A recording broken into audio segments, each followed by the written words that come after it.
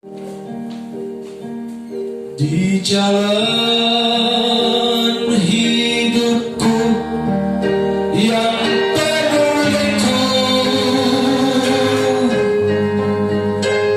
terkadang lewati lembah gelap dengan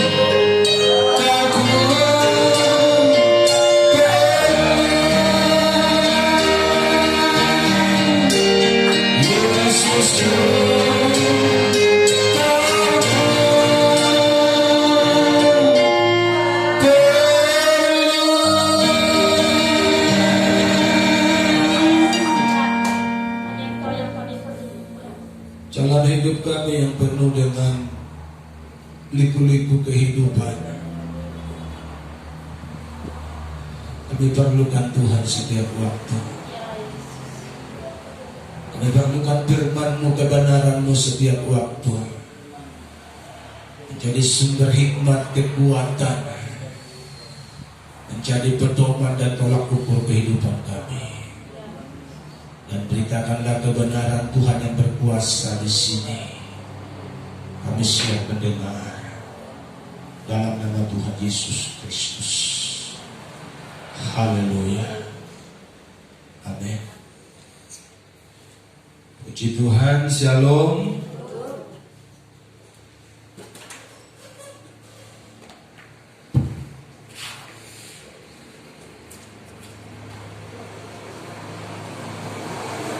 Hari ini firman Tuhan untuk kita dengan tema jalan sempit menuju kehidupan. Kita lihat firman Tuhan dari Matius pasalnya yang ke-7 ayat 13 dan 14. Masuklah melalui pintu yang sesat itu, karena lebarlah pintu dan luaslah jalan yang menuju kepada kebinasaan, dan banyak orang yang masuk melaluinya. Karena sesatlah pintu dan sempitlah jalan menuju kepada kehidupan, dan sedikit orang yang mendapatinya. Yang berbahagia adalah mereka yang mendengar firman Tuhan dan yang melakukannya dalam kehidupan mereka hari lepas hari. Seperti lagu lama, lagu sekolah minggu, di dalam dunia ada dua jalan, lebar dan sempit mana kau pilih?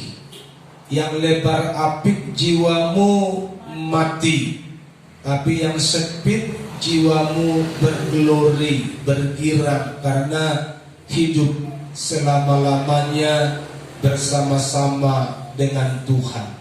Tetapi faktanya umat Tuhan, ini yang perlu kita renungkan secara serius hari ini. Alkitab sudah menuliskannya bahwa hanya sedikit orang yang dapat masuk melalui jalan yang sempit itu. Tetapi banyak orang yang masuk melalui jalan yang lebar itu, yang tentunya ujung dari jalan yang lebar itu adalah maut, kebinasaan, api neraka. Dan jalan yang sempit itu menuju Yerusalem baru, surga yang mulia. Dan Alkitab sudah mencatat kepada kita bahwa sedikit orang yang masuk ke sana. Ini sebuah pergumulan dan ini sebuah masalah bagi gereja Tuhan di bawah kolong langit ini. Karena dunia ini yang mayoriti orang percaya.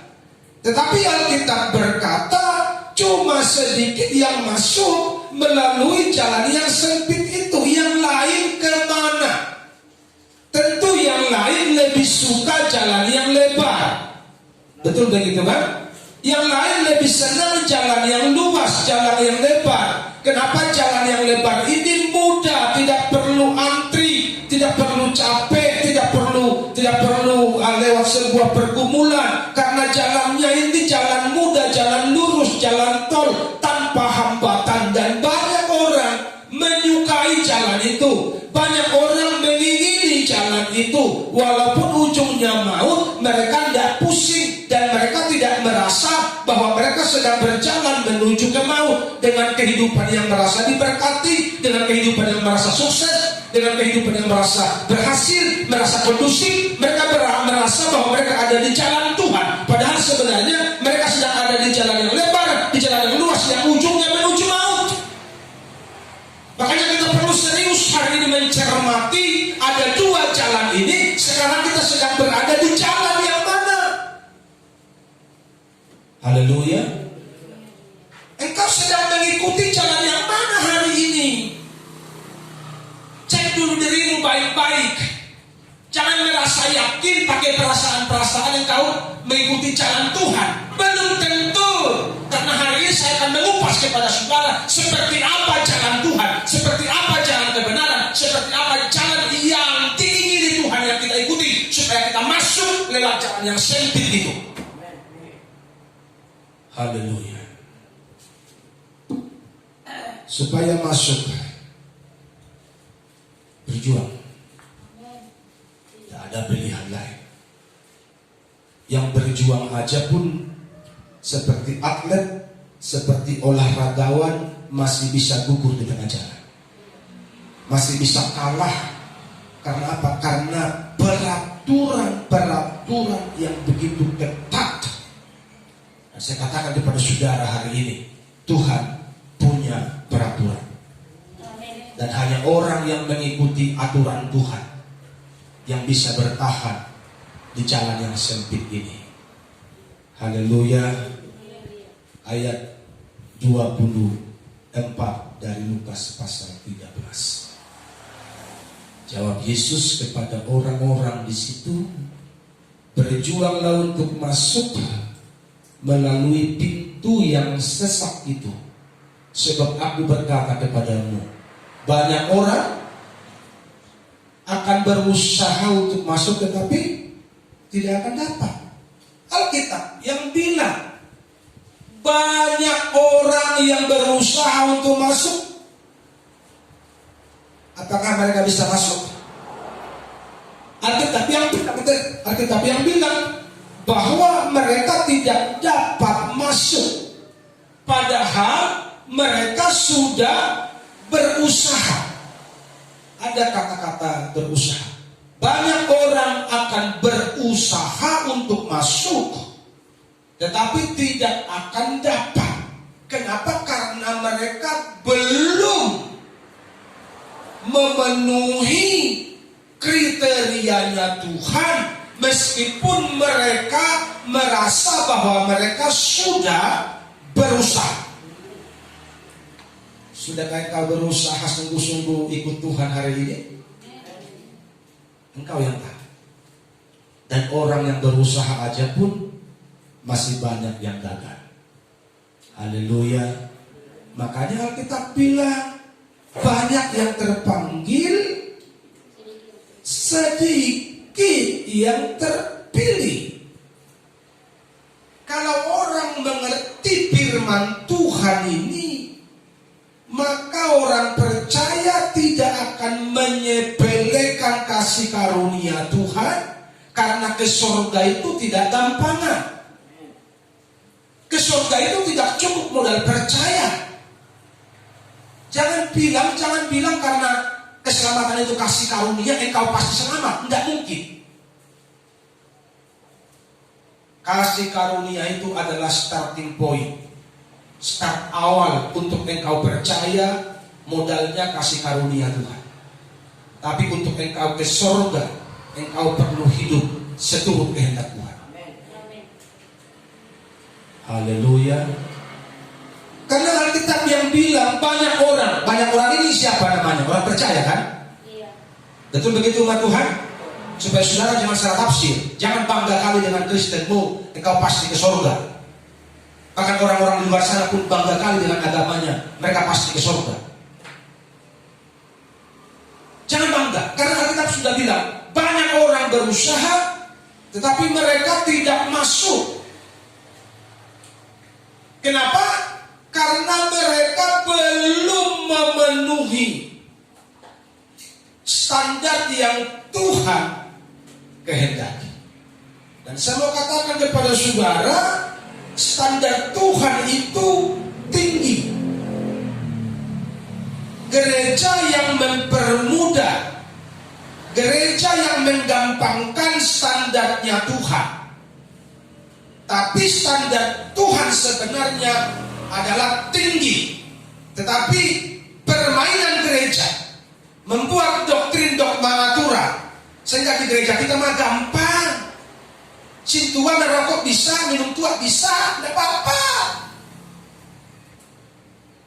Lu pakai jubah hari Minggu, sedang sampai Sabtu hidup lu ngaco, lu ngaku hamba Tuhan. Haleluya.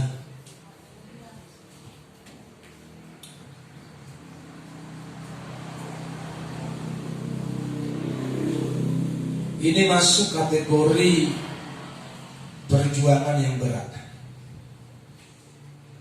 Karena banyak orang berusaha untuk masuk tetapi tidak dapat. Pertanyaannya, mengapa tidak dapat?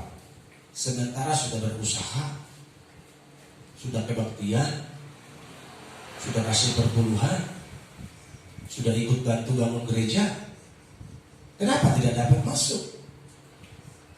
Ini yang perlu kita renungkan, kita olah dengan pikiran Injili hari ini, bukan pikiran duniawi. Sebab bisa juga kita masuk pada bagian orang yang berusaha itu, tapi kita pun tidak dapat masuk. Kita sudah berusaha seperti orang yang mayoritas, seperti orang yang kebanyakan, tetapi ternyata kita tidak masuk. Padahal kita sudah berusaha, kita sudah berjuang. Mengapa kita tidak masuk? Ini problemnya. Mengapa kita tidak masuk? Ini yang perlu dimengerti oleh gereja Tuhan hari ini. Berikutnya, cara berjuang supaya masuk. Berusaha supaya dikenal Tuhan. Berusaha supaya dikenal Tuhan. Kalau kita ibaratkan sekarang, ini ibarat, kita ibaratkan sekarang Tuhan itu presiden. Coba saudara bayangkan, sulit apa mudah kita dikenal oleh presiden?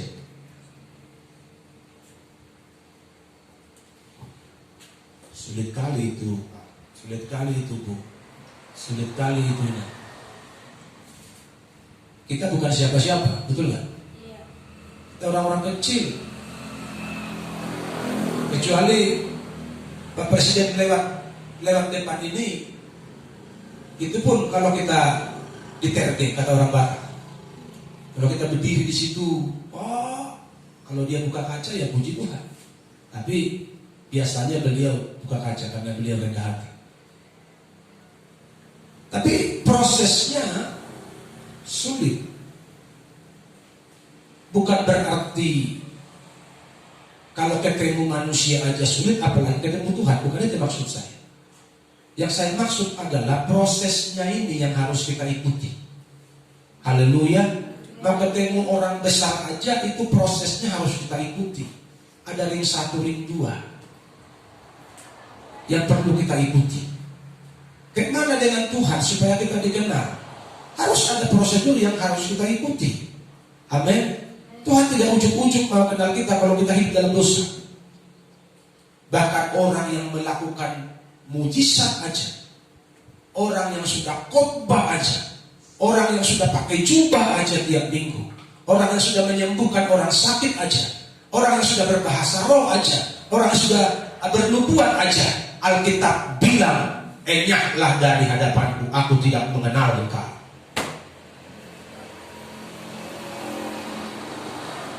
Yang sudah melakukan loh, apalagi yang tidak pernah melakukan sama sekali. Kayak mana Tuhan mengenal?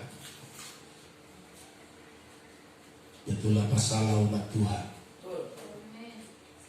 Makanya jangan merasa rohani-rohani.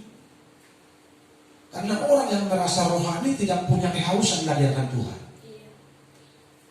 Orang yang merasa kenyang tak mungkin lagi dia butuh makan. Haleluya. Jadi engkau harus selalu punya kelaparan dan kehausan akan persekutuan dengan Tuhan. Karena itu pintu untuk engkau masuk dalam pengenalan akan Tuhan Yesus. Ini merasa kenyang, udah tahu aku khotbahnya, udah ngerti aku. You ngerti, you lakukan tak?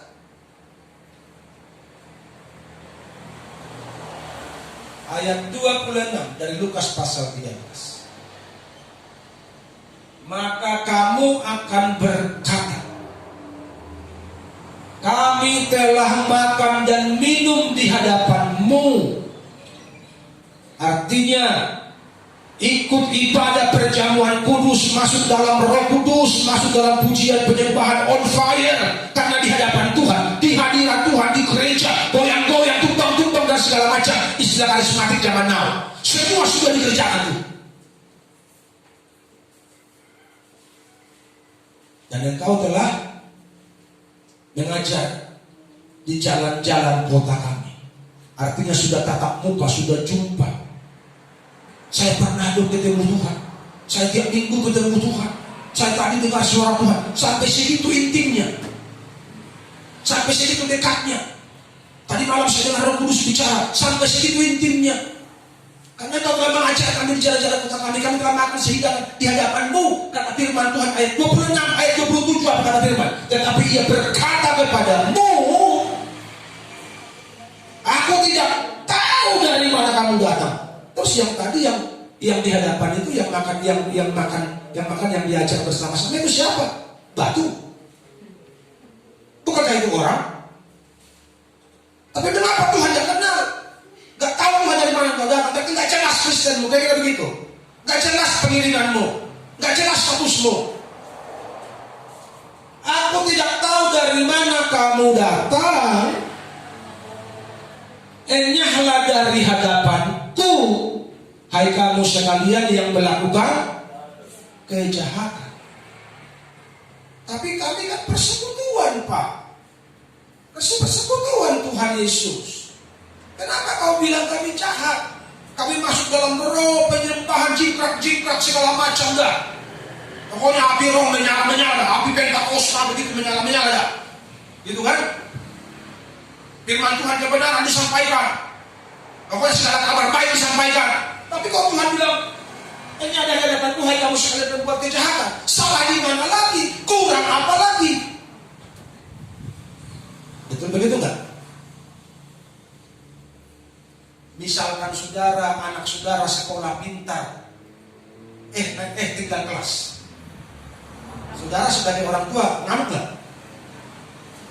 Bisa bayangin, anakmu rajin sekolah pintar, yang swasta nggak pernah terlambat bayar sekolah. Begitu terima rapor, anakmu tinggal kelas, padahal nggak pernah cabut, nggak pernah ngelawan, semua diikuti peraturan di sekolah. Begitu terima rapor, tinggal kelas. Kira-kira kita orang tua nggak? Bahkan mungkin kita akan lapor polisi. Ini guru juga seden nih. Masa anak gua pintar cerdas, ini kita tinggal kelas. Kan begitu ini kira-kira. Itu begitu enggak? Kami sudah belajar daripadamu. Kami sudah kepenuhan roh, makan minum di hadapanmu, ikut perjamuan kudus, kepenuhan Roh Kudus, berbahasa roh, jingkrak-jingkrak segala macam dah.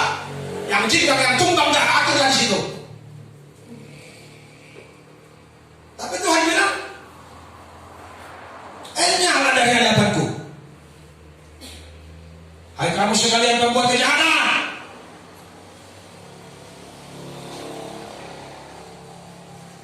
Haleluya. Makanya terlalu banyak yang kita belum tahu. Haleluya. Saya rajin ibadah kok Tuhan bilang penjahat. Kan begitu kira-kira. Supaya lebih mudah tertangkap.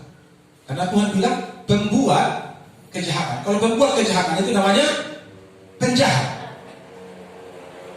Saya juga sudah melayani pakai dasi, tumpang tangan, goyang-goyang tuh, boleh tumpang tangan.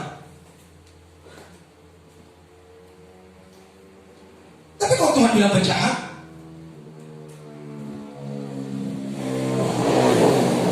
siapa yang dikenal Tuhan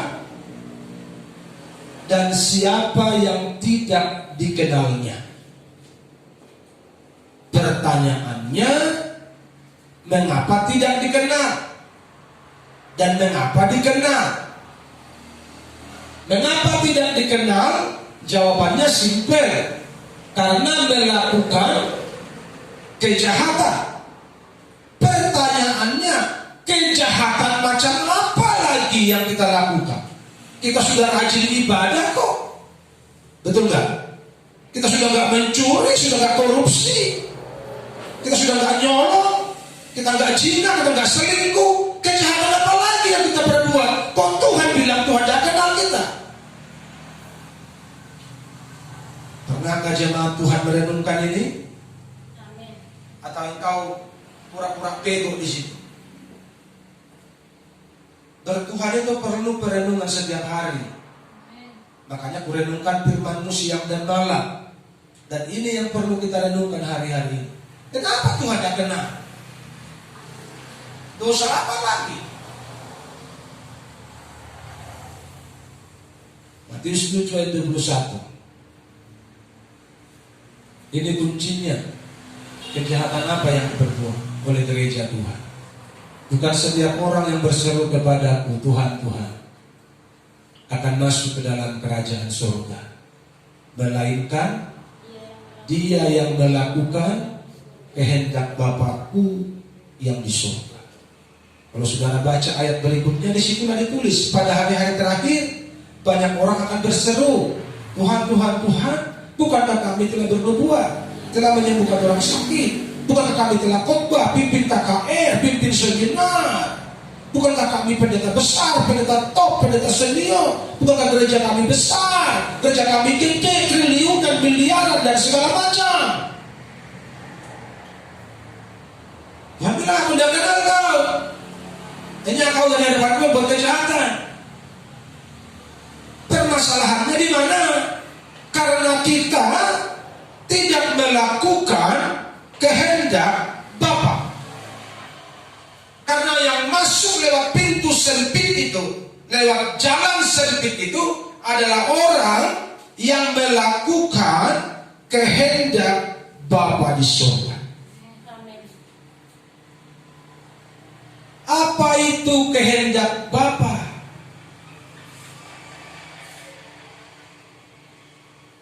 Para murid, para orang banyak pernah bertanya kepada Tuhan Yesus, apa itu kehendak Bapa?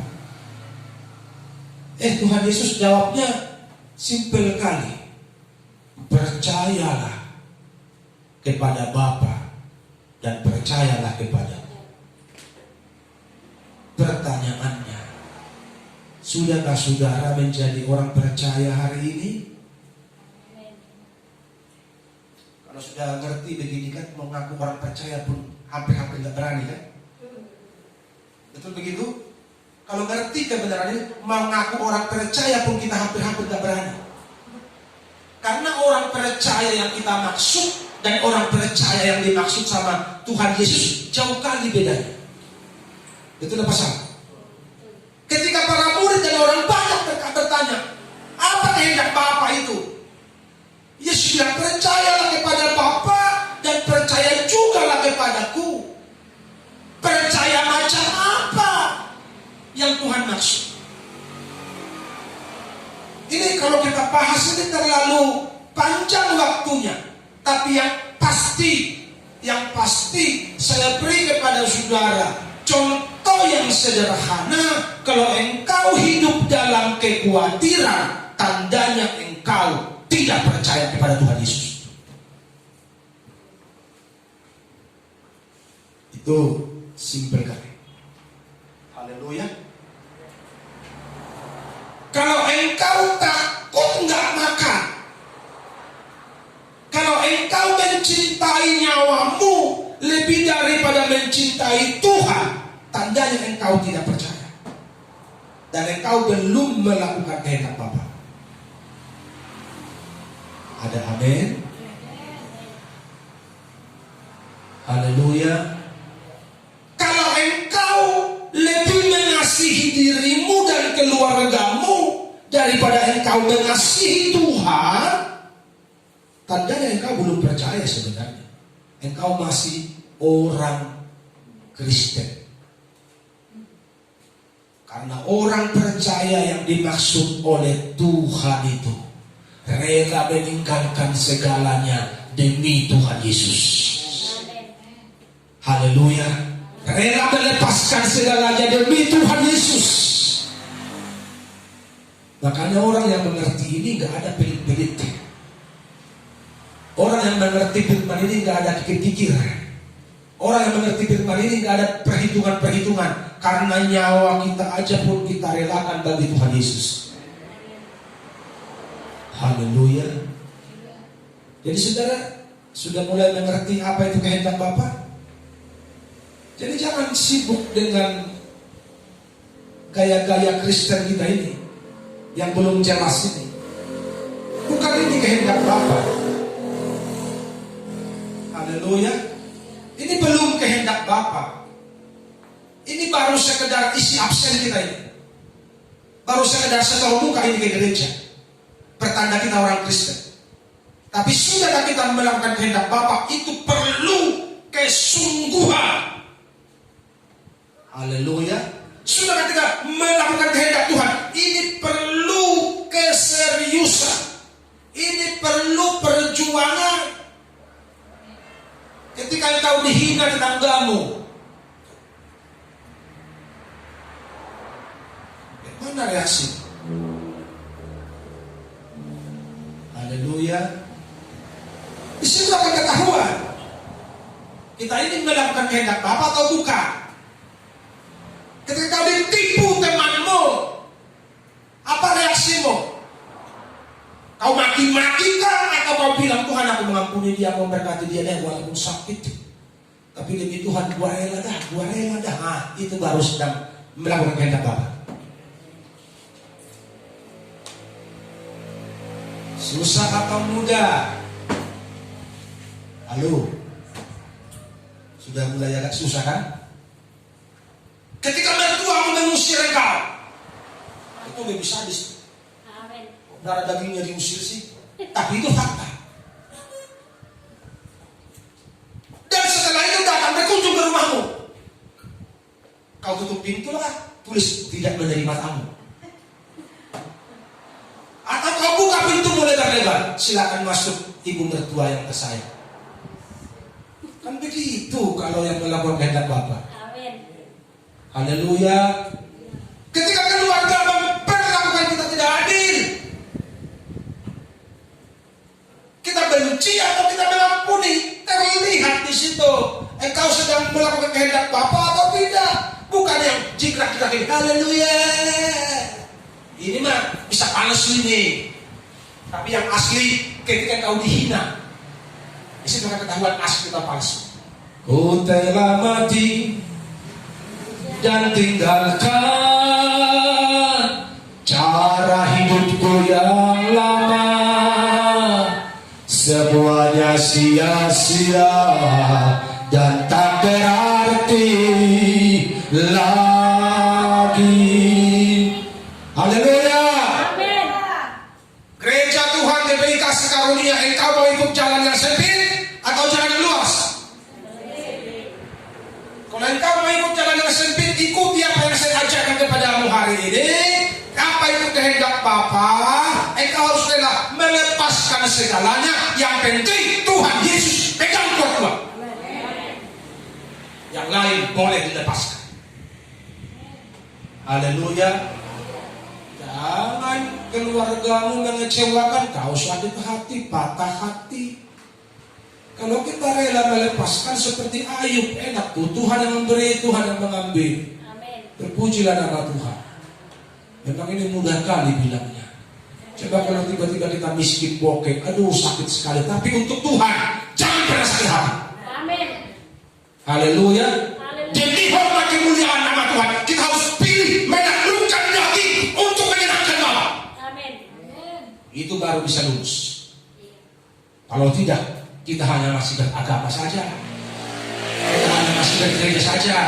Makanya Tuhan bilang, siapa kau? Pendeta mampu dalam Tuhan, aku Anda ho.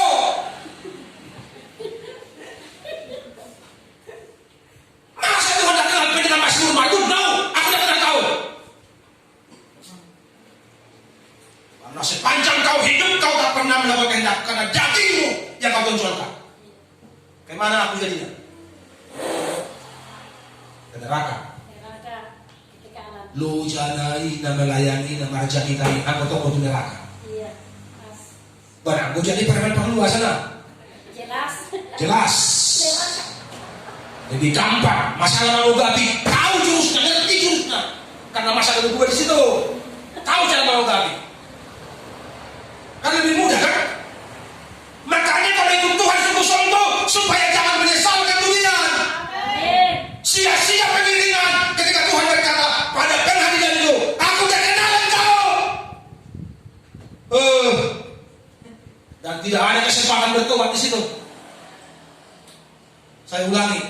kesempatan bertobat di sini?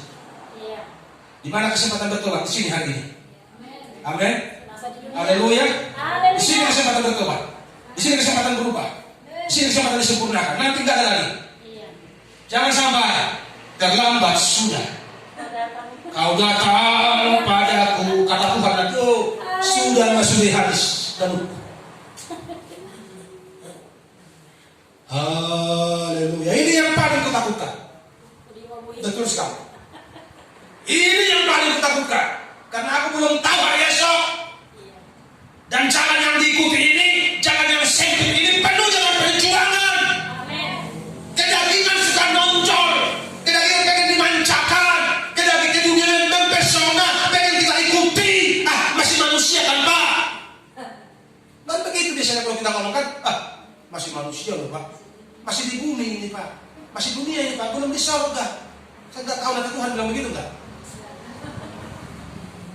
Kalau sampai Tuhan bilang begini, kau kan dulu kan selalu bilang masih dunia ini, udah pulang ke dunia, gak laku di sini. Kalau itu kata Tuhan, habis kita. Mati semua. Itulah masalah. Betul, tak ada selamat. Kita kan selalu bilang masih dunia ini, masih dunia. Nanti berjumpa Tuhan, bilang masih dunia ini sana. Di sini nggak dunia di sini. Nggak tahan kalau di sini nggak tahan, karena di sini nggak ada lagi aura dunia. Ini aura surga semua. Jadi aura dunia sana. Minggu kamu ini. Putuslah sudah. Nyanyilah nanti kamu di situ patah. Hatiku jadinya patah benar. Bukan patah lagi, hancur. Oh Jesus. Thank you Lord. Kehendak Bapa. Dan ini yang sedang dipelajari oleh gereja Tuhan hari-hari ini. Karena ini kunci masuk surga. Amin. Amin. Amin. Ini kunci masuk surga, tidak ada lain. Karena Alkitab bilang begitu. Jadi bukan karena kau menyembuhkan orang, bukan karena kau bernubuat, bukan karena kau bangun gereja 10, 20, 30 lantai. Oh, sekarang kalau gereja-gereja mewah, gereja-gereja megah, gereja-gereja yang berduit, tahu saudara, aduh, sound systemnya aja itu bisa miliaran. Ini layar semua ini, layar semua, layar panjang di sini. Udah kayak artis saya di sini, kayak artis betul, wah, keren banget tuh gerejanya. Itu kalau gereja orang-orang kaya tuh 1 miliar tuh ada untuk itu. Jadi suaranya itu nyaring kali kedengaran. Suara yang jelek pun bisa dipoles jadi bagus. Gitu kan? Pokoknya soundnya bagus semua. Begitu nanti tuh bilang, gak kenal kau. Tuhan, gereja aku itu loh 10M. Gak laku sama aku itu, kata Tuhan. Haleluya. Jadi kalau gereja yang mahal kali pun Tuhan bilang gak laku, apalagi rumah kita yang sederhana gak laku sama Tuhan. Halo, ibu-ibu, jangan terlalu cinta uang lagi. Cinta Tuhanlah yang utama. Kurang kencang adanya ibu-ibu ini. Tapi pakai dapur kan pakai uang. Besok lagi diomongin. Haleluya. Karena kekhawatiran di dalam hatimu menghalangi engkau melakukan kehendak Bapa. Keinginan dagingmu menghalangi engkau melakukan kehendak Bapa. Kemauan-kemauanmu yang aneh-aneh menghalangi engkau melakukan kehendak Bapa. Bahkan hartamu, mobilmu, jabatanmu itu pun bisa menghalangi engkau melakukan kehendak Bapa. Jadi bagi kita hari ini perlu hati-hati. Jangan sampai kita tertipu. Kita merasa di jalan yang sempit, padahal kita sedang berjalan di jalan yang luas. Karena kenikmatan dunia sedang mempesona mata kita. Hati-hati. Haleluya. Hati-hati. Karena hidup ini tidak ada siaran ulangannya. Cerita hidup kita ini, jalan kehidupan kita ini tidak ada siaran ulangan. Kalau kita sudah mati, sudah selesai semua. Kita tidak reinkarnasi jadi monyet. Kita tidak akan reinkarnasi jadi babi. Kita tidak akan reinkarnasi jadi ayam. Yang ada kalau engkau sudah mati, engkau tinggal menghadapi penghakiman. Jadi tidak ada reka ulang, tidak ada syarat ulangan. Hidup hanya sebentar, hidup hanya sekali. Sungguh-sungguhlah cinta Tuhan. Lakukan kehendak Tuhan dengan segenap hatimu, dengan segenap kekuatanmu, dengan segenap akal budimu. Saya percaya jika ini kita tanamkan di sini secara sungguh-sungguh, kita akan berhasil melakukan kehendak Bapa. Amin. Mari kita berdiri.